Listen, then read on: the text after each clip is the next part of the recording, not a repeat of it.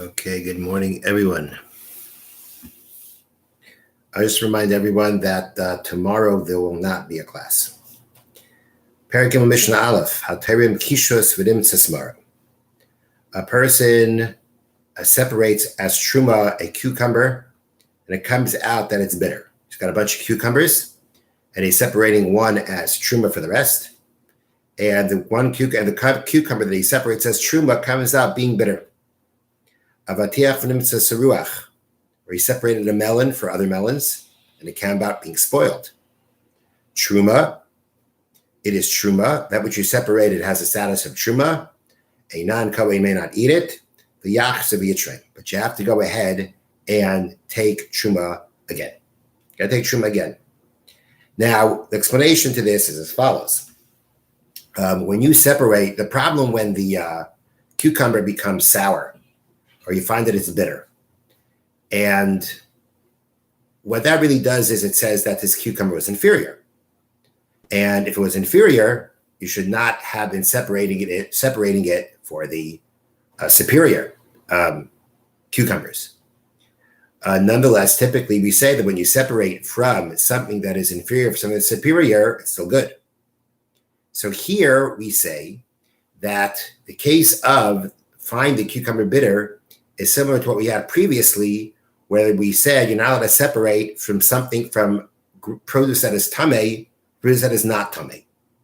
You're not allowed to do that. If you do that, now the halacha is that the Rabbanan said it's no good. It doesn't count as truma whatsoever. If you did it the other way, from pure for impure, we would say you're not allowed to do it, but it works. The other way around, from impure to pure, for pure rather, we say it doesn't work. The Chachamim said it doesn't work, and that's because you're giving the Kohen impure truma, which you can't eat. And therefore the Chachamim basically nullified what you did. In this case, they didn't go so far as to nullify what you did, but they made you do it over again. Because of the fact that you're giving him something, you're going to get landed because the truma that you separate is something he can't eat. So therefore, it's not nullified, but you got to go ahead and do it over again. Now, what's interesting is, that's pointed out in the Yad Avram, is that in the case of the tamei for the tahar, halacha was that if you did it b'shegi, if you did it unintentionally, you didn't realize that it was tamei, then the halacha is that it's good. Here we say there's no distinction about whether it's shegig, whether it's mazid, there's no distinction of that. Even here, where you did it, if it was unintentional, you didn't realize it was bitter. You only realized afterwards that it was bitter, which is the wording, and it came out being bitter, which means you didn't realize it was bitter. Here we say you still got to go ahead and repeat the truma. You have to repeat the truma because of the fact that here you have to repeat the truma even if you did it unintentionally, because over here we say that you may not have been intentional, but you were negligent. You are not considered unwitting. And that is because of the fact that you actually are able to taste this cucumber before you separate it for truma. How is that? So number one, if let's say we're talking about before it's completely processed, so the obligation of truma hasn't taken full effect on these cucumbers, the halacha is grain that the truma has not yet taken effect in it, you're allowed to snack on it. You can't make it part of a meal, but you can snack on it. So therefore, you would be able to taste it and see is it edible or not, or is it palatable or not.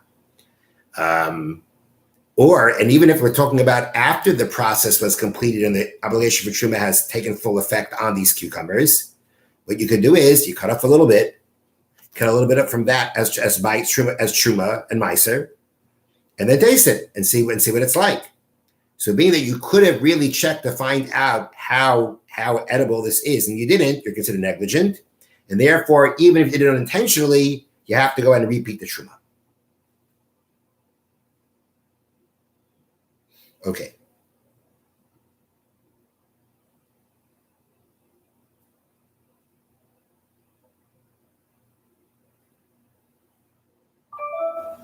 Okay.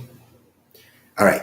That's the first part of our Mishnah, where we say that you went and you separated these things and they came out being basically spoiled. Okay. Now the Mishnah continues.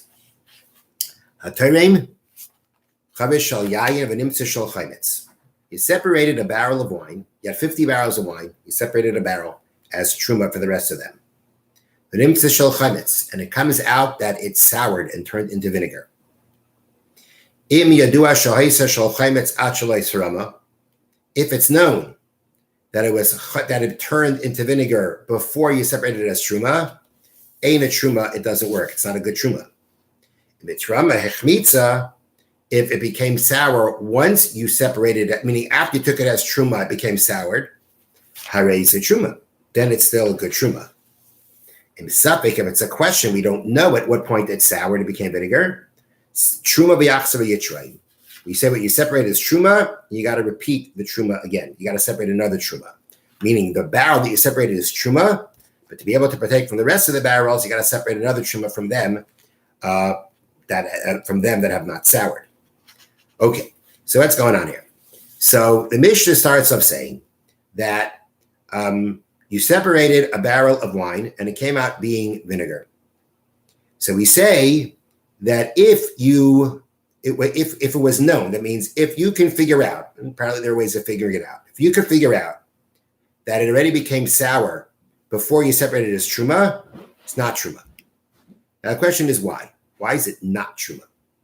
What's the problem with the fact that I separated vinegar for wine?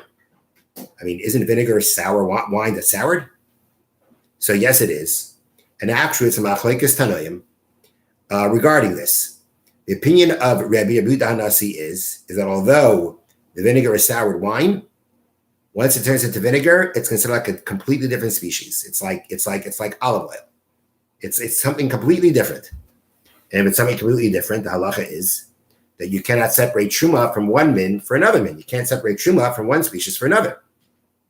So according to Rebbe, the reason why in our Mishnah, if you knew that it was vinegar before you separated it, when you found out, you realized, you were able to figure out that it was vinegar before. You didn't know it was vinegar before. I'm not talking about you didn't get purposely here. Now, because you're not doing it purposely, as I say, it comes out that it was that way. Now, if you figure out that it already had become vinegar before you separated the truma, so Rebbe says that's min al she'ein mina. That's one species for another. It's not going to work. It doesn't work at all because as we learned that before, two different species, one for the other, doesn't work whatsoever. And it would seem, therefore, and the Bartanura learns this way, that our Mishnah is following the opinion of Rebbe.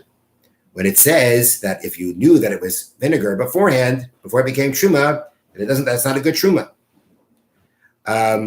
There are those who learn differently, and those who say that even according to the Chacham, the sages who argue on Rebbe, and would say that vinegar is the same species as wine because it is sour wine, so it's the same thing, same species. So clearly, you're not supposed to separate from vinegar from wine. The wine is clearly more superior than the vinegar. Nonetheless, the Chachamim would say that if you're going to go ahead and separate the vinegar for the wine, it would seem that again it's the same species. It's just not considered. It's inferior for superior, so it should be good. That would be one way of learning.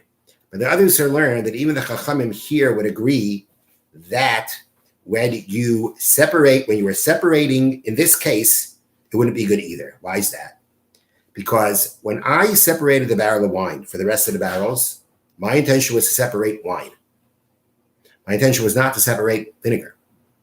Even if you tell me that they're the same species, they're definitely a different classification. It's called vinegar. It's not called sour wine. You look at it as something completely different. Essentially, you say it's the same species, but you look at it, it's classified as something different. And therefore, if my intention was to separate wine, I never intended to separate vinegar. And therefore, even according to the Chachamim, it was a mistaken separation of truma, and therefore it's not going to work. So there are those who learn that even according to the Chachamim, who would say that vinegar and wine are the same species, nonetheless, if I was separating a barrel, thinking that it was wine, and it comes out being vinegar, although they are the same species, nonetheless, it was a mistake. It's not something that I meant to do. It's completely something. It's not a different species, but it's still something different than what I intended. Different enough than what I intended. And therefore, according to the Chachamim, it doesn't work. The thing is, though, that if you learn like this, you have to ask a different question. And that is, why don't they say in the first part of the Mishnah, but let's say I separated the cucumber and it was bitter.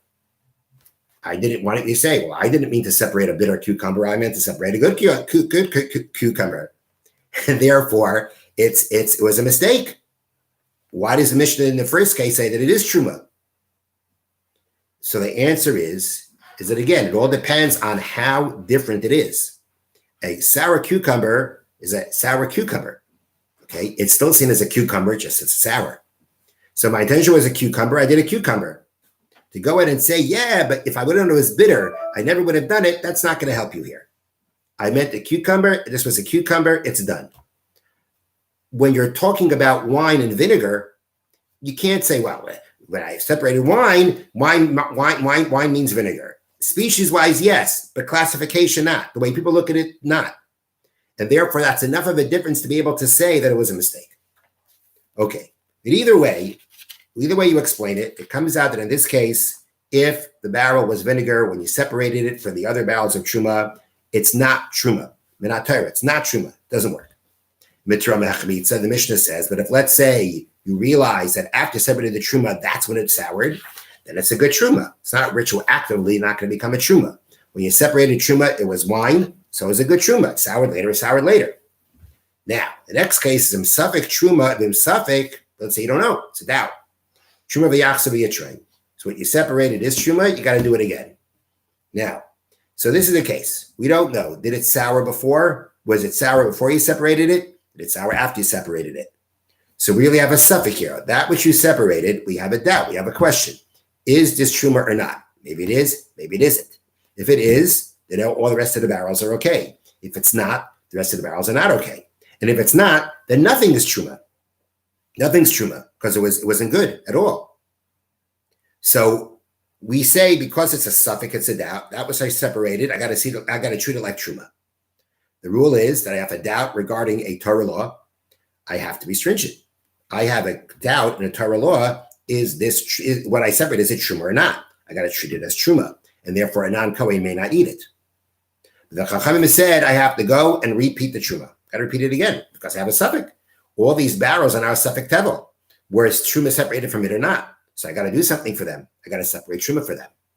So at the end, what do I have here? I really have two suffix trumas. The first one that I separated, was it a good truma or not? Maybe it was, maybe it wasn't. The second one, maybe it's nothing because the first one was good, and maybe it's a truma because the first one wasn't good. So I have two suffix trumas. And in both cases, the non-Kohen is not allowed to partake from them. Okay.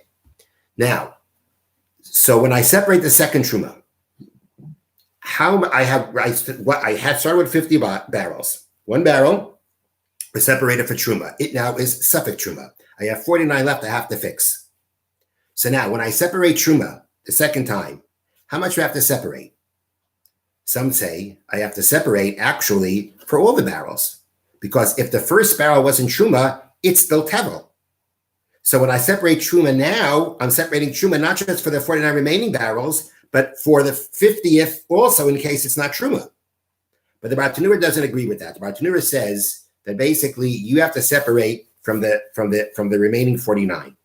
And that's because the Bartanura holds that since that first one has to go to the Kohen, it's going to go to the Kohen, right? There's a truma here that's going to go to the Kohen, right? That truma has to land up going to the Kohen. I'm not going to be able to keep it.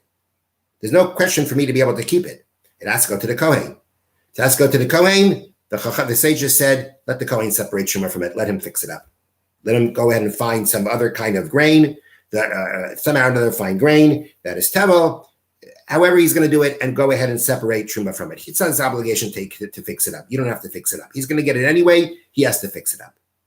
Now, according to the Bartanura, what you basically now have is the first truma was 1 out of 50, is a tenth of a 50. The second truma is a tenth of 49. It's a smaller amount. Now, both of them, you can't do anything with. They have to go to they have to go to a Kohen. But which one does the Kohen have a right to demand? The Kohen has a right to demand from the point of which truma he has a right to demand, the large one or the smaller one. That's not a question for my obligation to separate truma. That's really a monetary question. Does he have a right to it? Which one does he have a right to? That's a monetary question. If it's a monetary question, we have a rule. You're trying to take money out of someone else, the burden of proof is on you. And therefore, essentially, I only have to give him the smaller one. And if he wants the bigger one, he'll pay for it. He's going to have to pay for it. He's going to have to pay for it. He has to pay for it. Yeah, he's going to have to pay for it. Let me just check something here.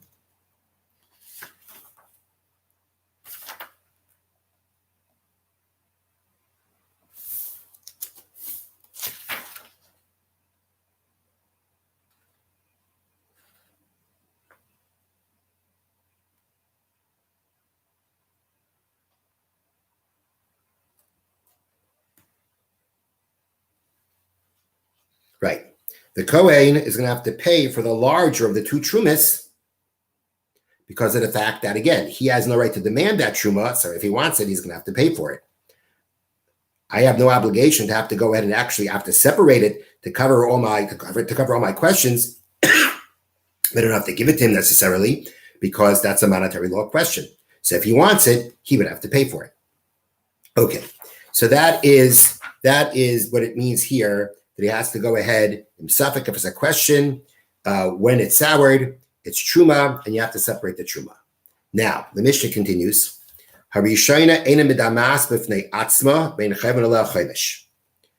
like this.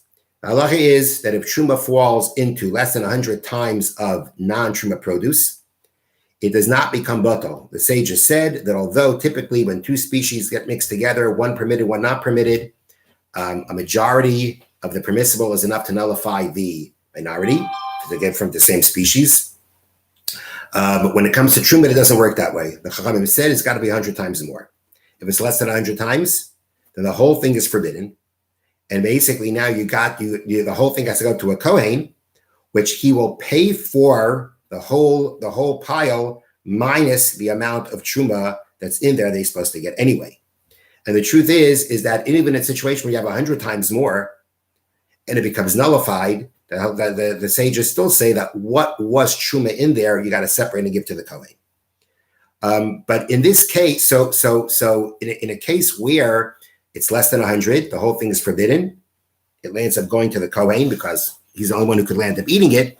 But it really does have to pay you for what the amount of that's really chulin in there, that's not truma produce in there.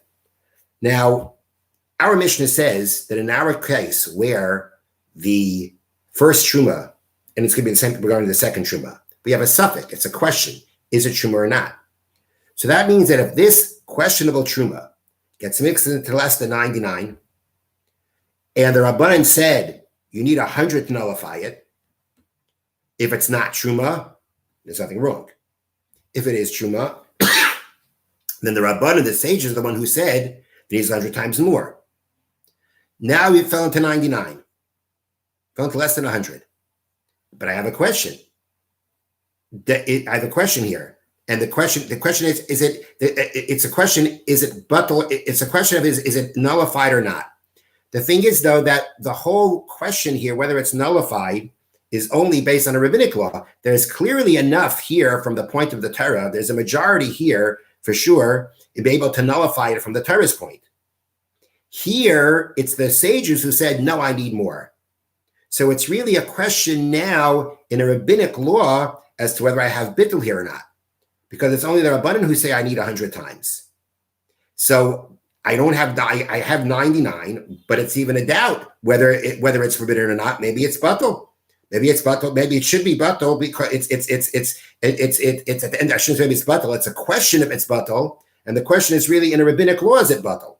Because it's a rabbinic law that I need that 99 isn't going to nullify it. And the doubt and it's a doubt whether here I have that I have that problem or not. It's a doubt here whether I have that problem of something forbidden not being nullified, of truma that's mixed in that's not being nullified. That's a doubt in rabbinic law, and therefore we say regarding rabbinic law we're lenient. Therefore we say the first one by itself isn't going to create any kind of what we call demua. It's not going to go ahead and create a mixture of truma and non-truma.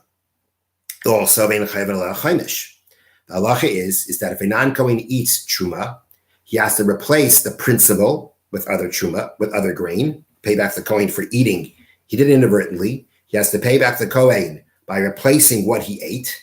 And the Torah also adds a chaimesh, a surcharge, another fifth. It's really another quarter. It's called another fifth because when you take the principal and divide it into 4, you add another quarter, then you have 5. But that's what it means, a fifth. It's a fifth, so it's a fifth of the total, but it's actually a quarter that you're adding. Now, we say here in this case where it's a question that there is no obligation for chomesh. You would not have to add that fifth, that surcharge for what you did. Although the Torah says when you eat truma, regular truma, you have to add the surcharge. Here you don't. And that's because replacing the truma that you ate is what you need for your atonement. It's not so much a monetary payment. It's an atonement for you. It's an atonement that you ate truma. The surcharge on the other part is not part of your atonement. That's a kind of a fine that the Torah gave you to pay the Kohen. That's a monetary issue. And therefore, when there's a question as to whether I even ate truma here, because it's suffix truma, then there's an obligation to pay the fifth. The Kohen really be the Kohen's obligation to prove that you have to pay that fifth. And the same thing applies in the situation where the second one fell in or was eaten by itself. Now, in the case of both of them falling together, then already you have a different story, because if both of them fall in together, then you know for sure you have one of them as a truma, and therefore there would be an issue of needing 100 times more and of paying a chomesh. Okay, let's do a mitzvah now. Mitzvah loisas u'levashel basar b'chalav. Prohibition against cooking meat and milk. Shenamar, as it says, lo savashel gadi b'chalei v'imoy. You shall not cook a goat in its mother's milk. But mevashel basar b'chalav, someone who does cook meat and milk together, kazayis mishteyen, the amount of the volume of an olive of both of them, loike, you get lashes. Af b'shlo yochal, even though you didn't eat. The cooking itself is prohibited. V'asar b'hana, it is permitted to have benefit from this cooked mixture of milk and meat. V'ton kavura, you have to bury it, which in our present day, you could flush it down the toilet. V'afroi asar b'hana, and after you burn it, its ashes are forbidden to have benefit from. V'davka basar behema tahira b'chalei behema tahira. The Torah's prohibition is only where you're talking about the meat of a kosher animal and the milk of a kosher animal, even if the meat was not shechted properly, but it's kosher meat, it's kosher species of meat. Like in Abi Shulai, then you will get lashes for cooking it. But if you're talking about kosher meat in the milk of a non-kosher animal, or the flesh of or the meat of a non-kosher animal in the milk of a kosher animal, or let's say we're talking about bird meat or a wild beast meat like deer meat that are kosher in milk that is kosher, that actually you're allowed to cook it, you're allowed to have benefit from it, but you can't eat it. Okay, so chicken and milk you can't eat, but you actually could have benefit from it, because the Torah prohibition of cooking does not only applies to the flesh of a behema, we call it domesticated animal, a cow, a goat, sheep. Doesn't apply to wild animals like deer. Doesn't apply to birds like chicken. There's no prohibition on that. So the prohibition of cooking doesn't apply there. The prohibition of benefit doesn't apply there. Only the prohibition of eating, which we will soon learn. This applies in all places at all times, both by men and by women. Have a wonderful day.